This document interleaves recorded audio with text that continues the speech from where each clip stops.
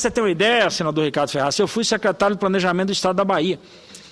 Quando eu cheguei na secretaria, a nossa Secretaria de Agricultura me provocou na época, o secretário era o ex-deputado e meu suplente, primeiro suplente nessa casa, o Roberto Muniz, ele era o secretário de Agricultura do Estado, e me provocaram, junto com o atual secretário, hoje à época, trabalhava com o Roberto Muniz, o secretário Eduardo Salles, para que a gente pudesse alterar essa realidade. A Bahia tinha só 4.000 agricultores recebendo garantia safra, cadastrados no garantia safra.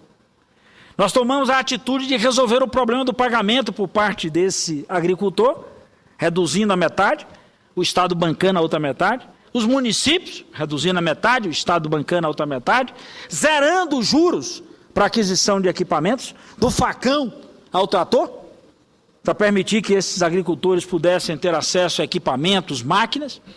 E hoje, e até na terça agora, essa terça-feira agora à noite, o secretário Eduardo Salles me dizia: Piero, nós vamos caminhar agora para a casa dos 220.000 garantias safra na Bahia. De 4.000 para 220.000. Portanto, é fundamental isso.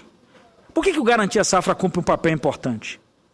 Nós falamos aqui da quebra da economia com essa questão da longa estiagem.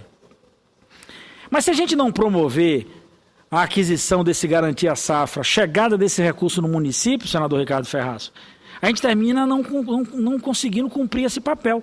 Se o agricultor tem que se deslocar da cidade dele para a cidade grande, para ir no Banco do Nordeste, para sacar o Garantia Safra, aonde ele saca, ele compra.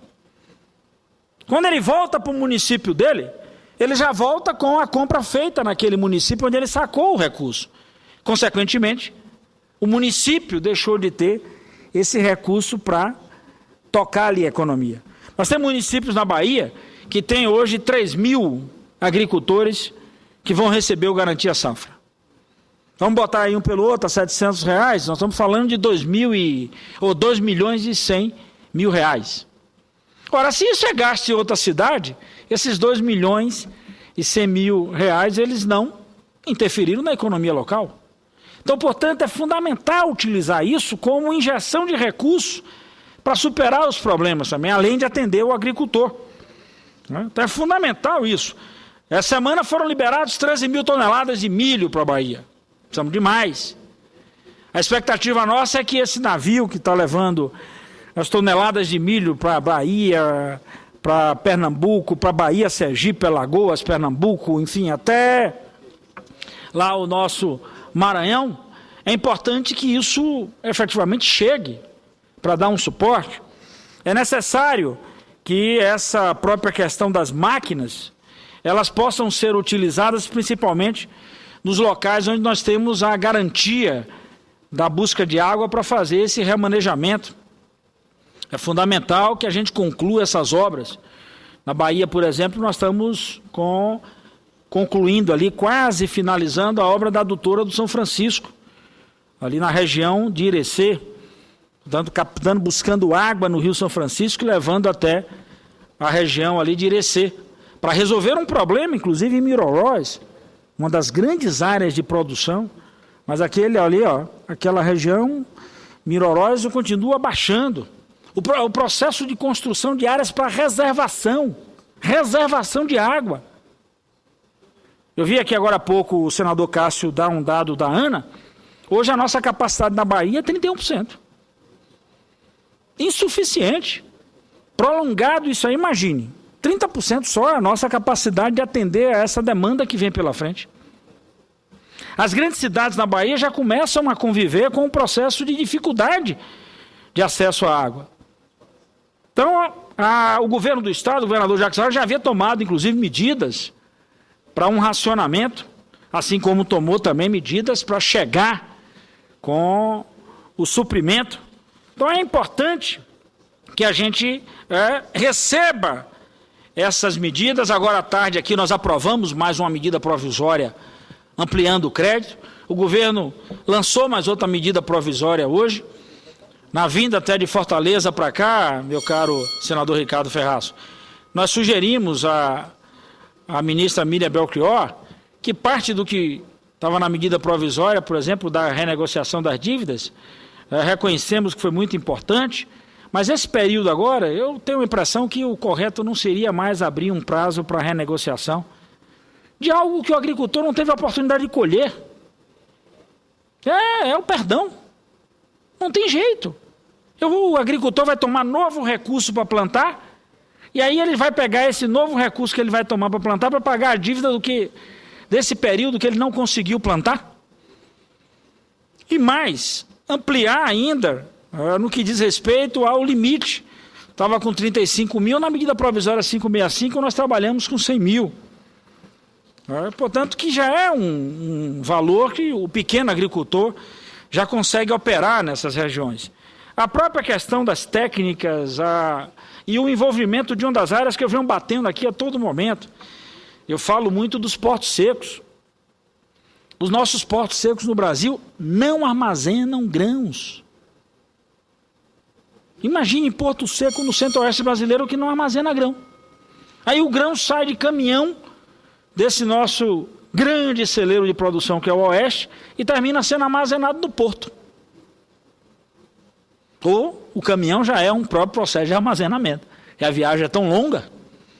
Então é fundamental que essas coisas todas sejam aí empreendidas para que todos nós possamos atacar esse momento. Então eu louvo aqui, quero fazer esse registro, o esforço, o empenho, a participação pessoal da presidenta Dilma, em estar permanentemente cobrando, chamando os ministros, né? Essa pressão que ela fez lá em Fortaleza, para dizer, tem que desburocratizar as etapas de licitação, as etapas de tanta avaliação de documento por parte do Banco do Nordeste, Banco do Brasil, essas coisas precisam ser agilizadas, para que a gente tenha condição de atender à demanda do agricultor na sua pior fase na relação com esse período de longa estiagem. Na Bahia, alguns chegam a falar, senador Ferraz, que nos últimos 100 anos, essa é a fase mais crítica que se tem enfrentado, dos últimos 100 anos.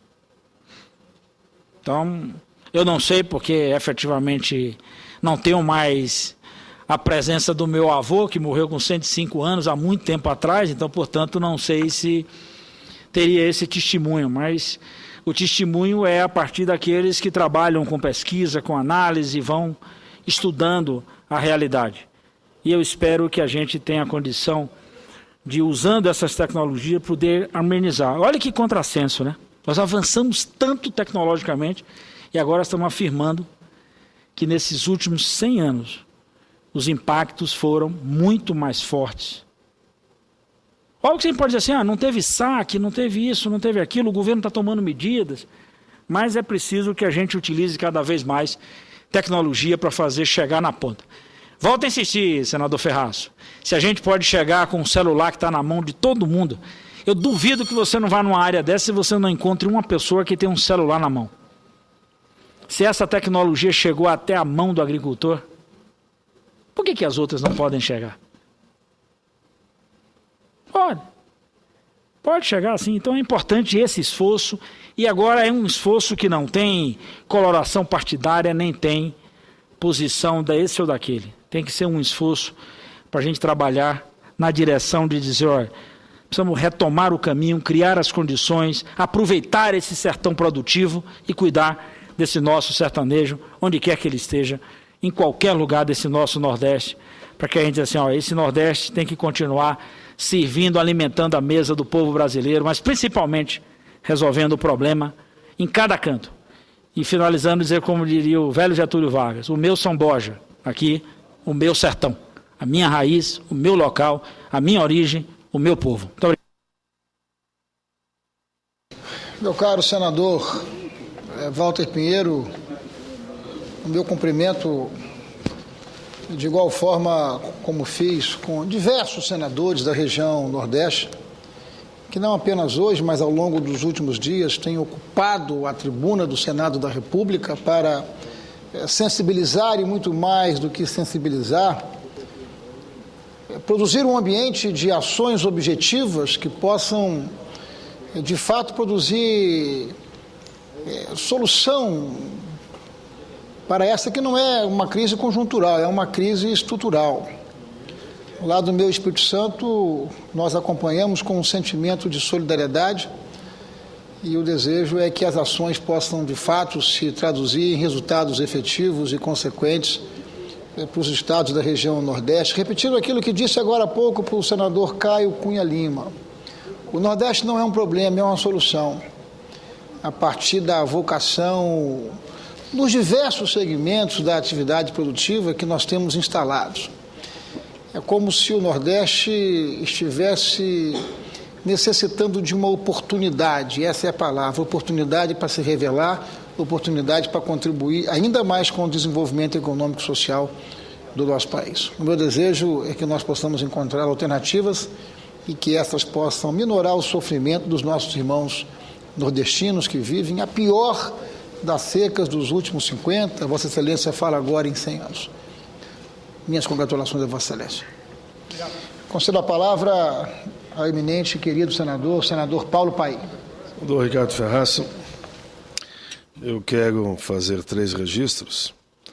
E o primeiro dele, o senador Walter Pinheiro, não precisa ouvir, porque ele já conhece todo ele, é do FPE, a posição do Rio Grande. E eu sei que ele está buscando uma alternativa que atenda também ao interesse do povo gaúcho, mas, claro, numa visão nacional. Mas, senhor presidente, a bancada gaúcha está, eu diria, em estado de alerta, de vigilância total, como o povo gaúcho, numa ampla mobilização, acompanhando aqui o debate do famoso FPE, Fundo de Participação dos Estados. Nos reunimos, como eu disse antes, meu amigo João Paulo de Monlevade, deputado federal constituinte que nos visita, diversas vezes com o líder e relator da matéria, meu amigo Walter Pinheiro. Digo que ele tem nos recebido com muita diplomacia, com muito respeito, ouvindo a opinião do povo gaúcho. O próprio governador Tarso Genro, do nosso Rio Grande, bem como o secretário da Fazenda, o Odir Tonnelier, estiveram aqui. Eu vim com o governador, inclusive num voo fretado com os técnicos para dialogar com o nosso relator. Ali foi demonstrado a situação do Rio Grande. O Rio Grande não quer nada, o Rio Grande só quer que ele não tenha prejuízo. O Rio Grande tem uma dívida acumulada impagável, que vem se repetindo há décadas, e nós teríamos um prejuízo em matéria de arrecadação que pode chegar a 600 milhões se for decidido o FPE pela forma original. Nós apresentamos como sugestão ao relator que uma forma equilibrada seria limitar o limite populacional no mínimo de 1%. Com isso a gente beneficia não o Rio Grande, mas todos os pequenos estados, principalmente do norte, e que fosse o máximo de 7% como critério para a distribuição dos recursos. A nossa proposta garante aos estados um mínimo efetivo de 1,21% e um índice máximo de 8,44% em relação ao FPE. Além disso, nós pedimos a inclusão do redutor, em vez de 70, que fosse para 75, não é nem 80 que muitos querem, mas seria o número intermediário, 75%, em relação à renda domiciliar per capita. E solicitamos também a inclusão do artigo 2º, que já estava na proposta dos notáveis, que trata da inaplicabilidade da fórmula para os demais repasses, porque se isso não for feito, nós teremos um outro prejuízo muito grande no momento em que for chegado aí uma conclusão na questão dos royalties do petróleo. Estamos, eu diria, na expectativa de que o debate na terça-feira, que aqui faremos, caminhe para uma posição que vá atender, dentro do possível, a maioria dos estados, e o que eu faço aqui é o mesmo que os outros senadores estão fazendo em relação aos seus estados. Os 3 senadores do Rio Grande, o governador, a bancada federal do nosso estado, representada pelo deputado Roberto Nogueira, tem acompanhado passo a passo essa movimentação que aqui estamos fazendo. Já fizemos uma meia dúzia de reunião com o relator, tivemos também, em relação ao ICMS, reunião com o Delcídio Amaral, que vai no mesmo sentido. Senhor presidente, além desse registro, quero também registrar que teremos na semana que vem uma audiência pública solicitada por esse relator, vai ser às 9 horas lá na CAS, sob a presidência do senador Valdemir Moca, que está fazendo um belíssimo trabalho, como fez também o senador Jaime Campos, naquela comissão. Essa audiência pública vai tratar da Convenção 151 da OIT, Organização Internacional do Trabalho. Essa convenção estabelece o princípio da negociação coletiva entre os trabalhadores públicos e o governo nas 3 esferas, municipal, estadual e federal. Destacamos que foi importante para os servidores que recentemente a presidente da República, Dilma Rousseff, promulgou o decreto 7.944, que praticamente ratifica a Convenção 151, que é uma antiga reivindicação de todas as centrais e de todo o movimento sindical, principalmente, claro, da área pública. A iniciativa é um importante passo na implantação da negociação coletiva em nosso país, consolidando, assim, direitos sindicais plenos para os servidores públicos, entre outros avanços. A Convenção 151 da OIT assegura a liberdade de expressão, o direito de um servidor representar e ser representado, de participar e organizar atos que busquem a ampliação de direitos e melhorias nas condições de trabalho e, acima de tudo, faz com que os gestores públicos passem efetivamente a respeitar as entidades representativas desse importante setor da sociedade brasileira, porque eles são, essas entidades sindicais, legítimos representantes de fato e de direito dos trabalhadores. A Convenção 151, ainda, claro, precisa também do aval aqui do Congresso Nacional, e com essa audiência pública nós estamos avançando nesse sentido. Todas as entidades centrais, confederações e federações já confirmaram a presença. Quando encaminhei o requerimento para essa audiência, consultei a todos e entendo que nesse dia 9, às 9 horas da manhã, lá na Comissão de Assuntos Sociais, faremos um grande debate sobre o tema.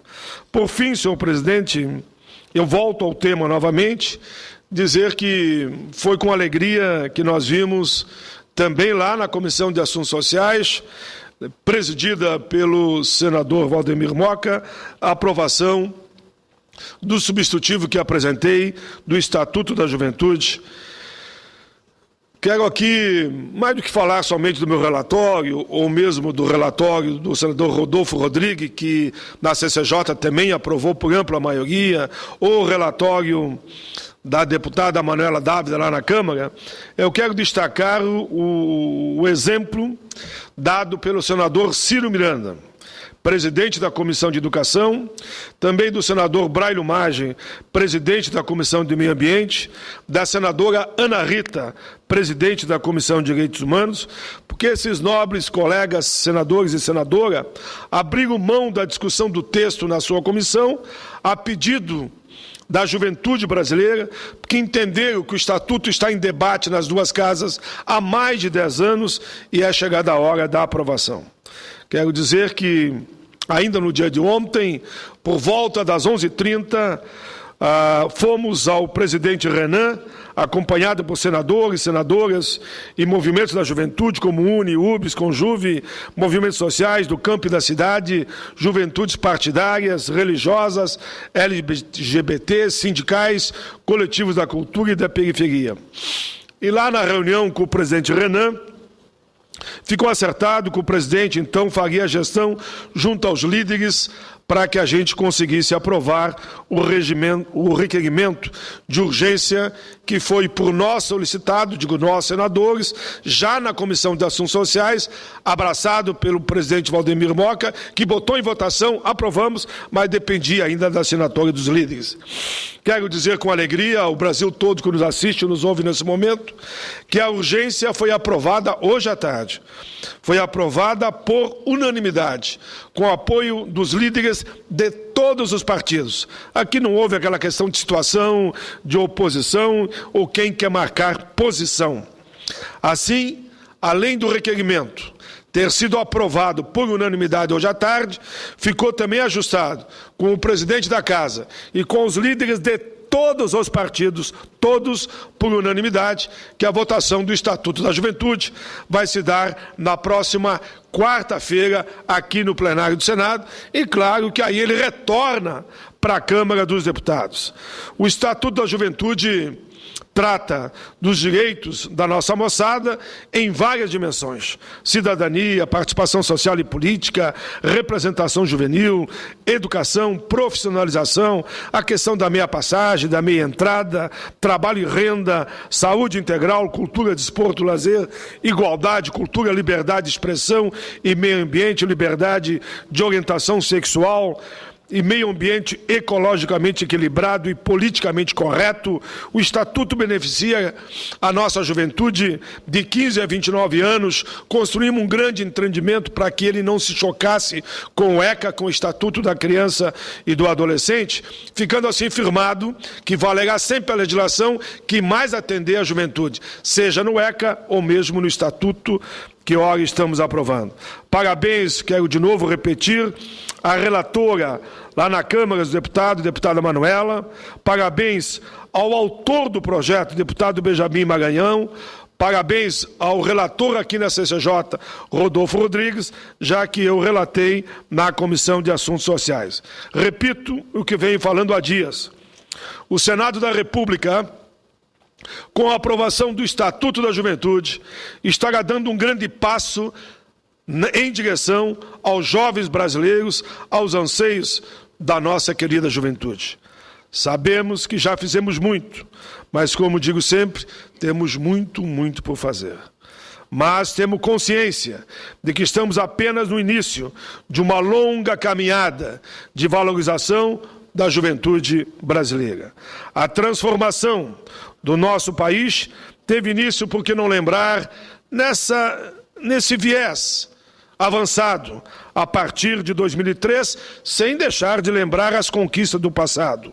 A transformação foi uma verdadeira nação, mostrou para uma verdadeira nação que respeita toda a sua gente, todo o seu povo, os seus estados federados, que valoriza os idosos, os negros, os índios, os aposentados, os brancos, as mulheres, as pessoas com deficiência, gente de meia idade, suas crianças e, é claro, seus jovens e sua juventude.